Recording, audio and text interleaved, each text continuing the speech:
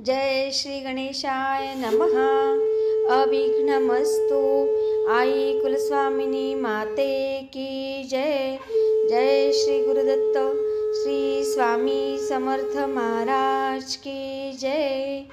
निशंक होई रे मना, निर्भय होई रे मना, प्रचंड स्वामी बळ पाठीशी, नित्य आहे रे मना, नित्य आहे रे मना। श्री स्वामी समर्थ महाराज। आजपासून आपण गुरुचरित्र कथामृतचे पारायण सुरू करत आहोत. तर हे पारायण सगळ्यांनी आजपासून ऐकावे ही नम्र विनंती. सादर करत आहेत सोनलताई. श्री स्वामी समर्थ. नमस्कार स्वामी भक्त हो. श्री स्वामी समर्थ. जय जय स्वामी समर्थ. अवधूत चिंतन श्री गुरुदेव दत्त. आपण ऐकत आहोत श्री गुरुचरित्र कथा अमृतसार, अध्याय 10. कुरवपूर क्षेत्र महिमा. ओम श्री गणेशाय नमः. सिद्धयोगांचे बोलणे ऐकून नामधारकाने त्यांना विचारले, कुरवपुराचे महात्म्य कशाप्रमाणे झाले? आपण म्हणता श्रीपाद श्रीवल्लभ कोठेही गेले नाहीत. ते कुरवपुरात सूक्ष्म रूपाने कायमचे राहिलेले आहेत. आपण पुढे असेही सांगता की श्री दत्तात्रेयांचे अनेक अवतार झाले. हे कसे काय? नामधारकाने असे विचारले असता सिद्ध म्हणाले, अरे श्री गुरूंचे महात्म्य काय विचारतोस? ते सांगण्याच्या पलीकडे आहे. अरे श्री गुरु दत्तात्रेय हे विश्वव्यापक परमात्मा आहेत. ते कुरवपूर क्षेत्रात राहत असले तरीही ते जगदुद्धारासाठी अनंत अवतार घेतात. भार्गवराम म्हणजे परशुराम आजही गुप्त रूपाने आहेत. त्यांचेच पुढे श्रीरामादी अवतार झाले. भगवान विष्णू क्षीरसागरात आहेत. तरीही त्यांनी कल्याणासाठी भूतलावर अनेक अवतार घेतले. हे तुला माहीत आहे ना? सृष्टिक्रम अव्याहत परब्रह्मस्वरूप श्री दत्तात्रेय एका स्थानी कायम राहूनही कोठेही अवतार घेतात. श्रीपाद श्रीवल्लभ कुरवपुरात गुप्तपणे राहत असे. असे असले तरीही त्यांनी आपल्या योगबळाने विविध काळी अवतार घेतले आहेत. हे लक्षात घे. गुरुभक्ती व्यर्थ जात नाही. गुरु आपल्या भक्तांची परीक्षा पाहतात. जे खरे भक्त असतात त्यांची ते कधीही उपेक्षा करीत नाहीत. भक्ताने हाक मारताच त्याच्यासाठी धावून जातात. श्री गुरु कसे भक्तवत्सल असतात, ते भक्तासाठी कसे प्रकट होतात याविषयी मी तुला एक कथा सांगतो. पूर्वी कश्यप गोत्राचा वल्लभेश नावाचा एक ब्राह्मण होता. तो अत्यंत सदाचार संपन्न, सुशील असा होता. तो दरवर्षी नित्यनेमाने कुरवपुरास श्री गुरूंच्या दर्शनासाठी येत असे. त्याची श्री गुरूंवर नितांत श्रद्धा होती, भक्ती होती. एकदा त्याने व्यापारासाठी जात असताना नवस केला, जर व्यापारात चांगला फायदा झाला तर मी कुरवपूर यात्रेस जाईल व 1 सहस्त्र ब्राह्मणांना इच्छा भोजन देईल. असा निश्चय करून मनोमन श्री गुरूंचे स्मरण करीत तो व्यापारास गेला. त्याने ज्या ज्या ठिकाणी व्यापार केला त्या त्या ठिकाणी त्याला शतपट फायदा झाला. त्याला अतिशय आनंद झाला. तो व्यापारात मिळालेले धन घेऊन श्री गुरूंचे नामस्मरण करीत कुरवपुरास निघाला. काही चोरांना हे समजताच त्यांनी त्याला लुटण्याचे ठरविले.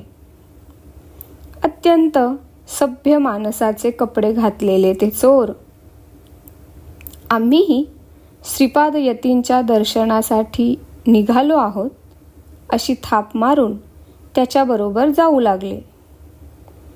कुरवपुराजवळ येण्यापूर्वीच रात्रीच्या वेळी त्या चोरांनी त्या वल्लभेश ब्राह्मणाचा शिरच्छेद करून त्याच्या जवळचे सारे द्रव्य लुबाडले. त्याच क्षणी भक्तांचे कैवारी कुरवपूरवासी श्री गुरु श्रीपाद धिपाड देह धारण करून हातात त्रिशूल व दुसऱ्या हातात खड्ग घेऊन चोरांच्या पुढे प्रकट झाले. त्यांनी त्रिशूळाने त्या चोरांना ठार मारले. परंतु श्री गुरु श्रीपादांना पाहताच त्यातील एक चोर पळाला होता. तो नंतर त्यांच्या पुढे आला आणि हात जोडून म्हणाला, हे कृपावंत जगन्नाथा, मी निरपराधी आहे. हे माझ्याबरोबर असलेले चोर या ब्राह्मणाला मारतील याची मला कल्पना नव्हती. मी तर केवळ यांच्याबरोबर प्रवास करीत होतो, इतकेच. आपण सर्वज्ञ आहात. आपण माझे अंतःकरण ओळखता. मी निष्पाप आहे. हे ऐकून श्रीपाद यतींनी त्याला जवळ बोलाविले. त्याच्या हातात विभूती देऊन ते म्हणाले, ही विभूती या मृत झालेल्या ब्राह्मणावर टाक. मग त्या ब्राह्मणाचे मस्तक त्याच्या धडावर चिटकवले व मंत्र म्हणून सर्व अंगावर विभूती लावली. आणि त्याच क्षणी तो ब्राह्मण जिवंत होऊन इकडे तिकडे पाहू लागला. इतक्यात सूर्योदय झाला. श्रीपाद यती एकाएकी अदृश्य झाले. तो एकटा सहप्रवासी तेथे होता. इतरांचे देह तेथे पडले होते. ती प्रेते पाहून वल्लभेश ब्राह्मणाने विचारले, या माणसांना कोणी मारले? त्यावर तो सहप्रवासी म्हणाला, हे सगळे चोर होते.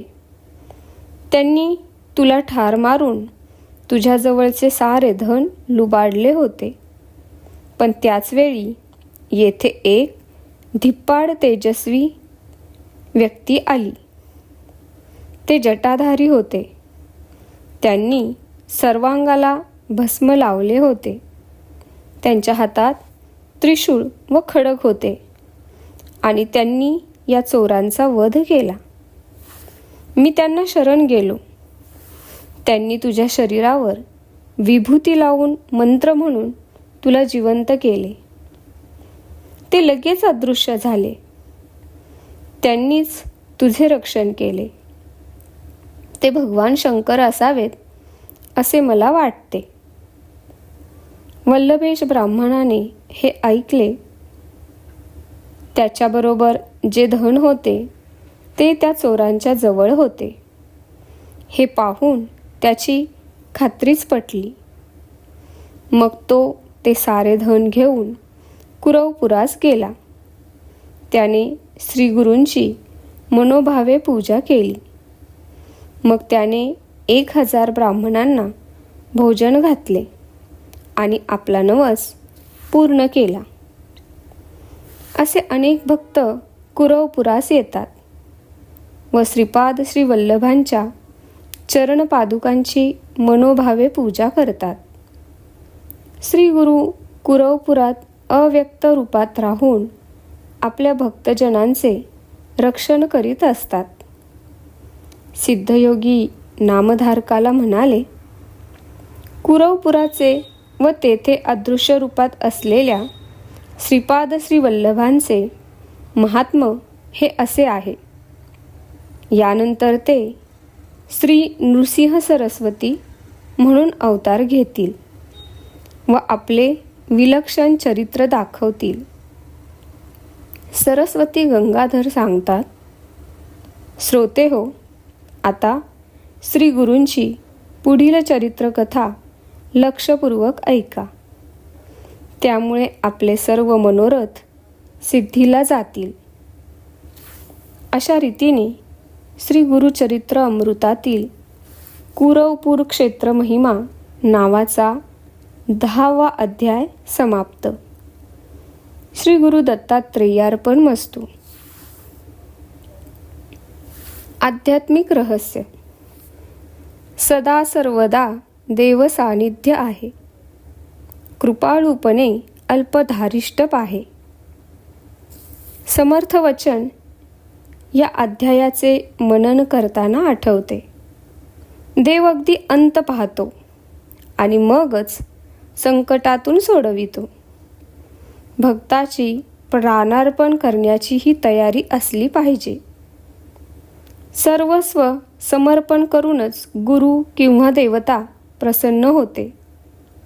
ब्राह्मणाने केलेला नवस सहजासहजी फेडून झाला असता तर त्यात भक्तीतील अनन्य शरणता कशी प्रत्ययास आली असती. आणि या अध्यायात आणखी एक रहस्यमय पैलू आहे. चोरांनी ब्राह्मणाचे द्रव्य हरण करायचे ठरविलेले असते. तेवढ्यापुरता बेत पसंत असल्यामुळे एक चोर त्यांना सामील झाला होता. पण त्यांनी त्या विप्राची हत्या केली. त्या चोराने त्यात भाग घेतला नाही. श्रीपादांची त्याने क्षमा मागितली आणि त्याला जीवदान मिळाले. त्याला जर श्रीपादांचे दर्शन झाले हे त्याचे पुण्यच म्हणायला हवे. ब्राह्मण पुन्हा जिवंत झालेला त्याने स्वतःच्या डोळ्यांनी पाहिले. त्याचे श्रीपादांशी संभाषण झाले. त्यांना त्याने मदतही केली. ब्राह्मणाला एवढा साक्षात्कार सांगण्याचे भाग्यही त्याला मिळाले. तो चोर असूनही मरणाच्या भीतीने का होईना श्रीपादांना शरण गेला आणि श्रीपादांनी या शरणागताला अभय दिले. त्याला धन्य केले. जे दर्शन भक्त ब्राह्मणाला मिळाले नाही ते त्याला मिळाले. हा विलक्षण प्रभाव ईश्वराच्या भक्तांची संगत लाभल्याचा आहे. अशा प्रकारे हा अध्याय 10वा येथे समाप्त झाला आहे. श्री स्वामी समर्थ. जय जय स्वामी समर्थ.